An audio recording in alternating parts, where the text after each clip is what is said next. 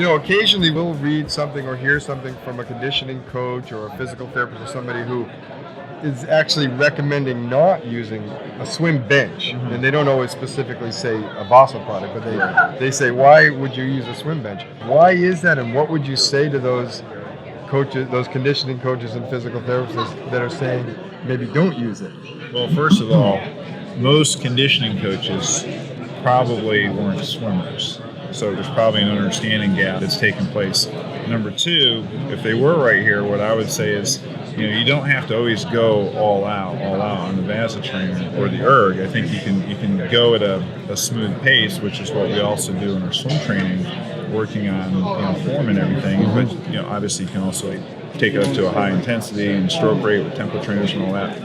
But I think that's what I would say to them first is you got to look at it for its full capability before you really recommend not using it.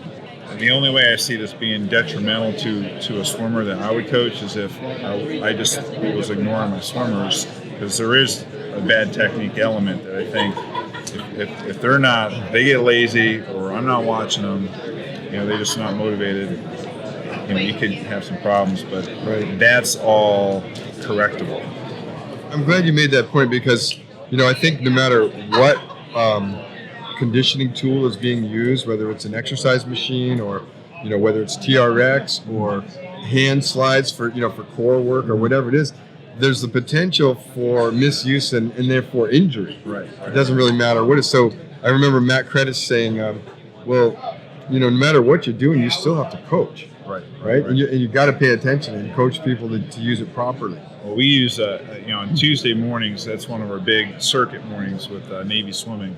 And usually the station I'm pretty close to is the Vasa station. The guys like it, but it's just, there's one, the safety element, just making sure they put it all together right. And then two, just making sure they're doing good form, because I cringe when I see them start to drop their elbows, at 6 a.m.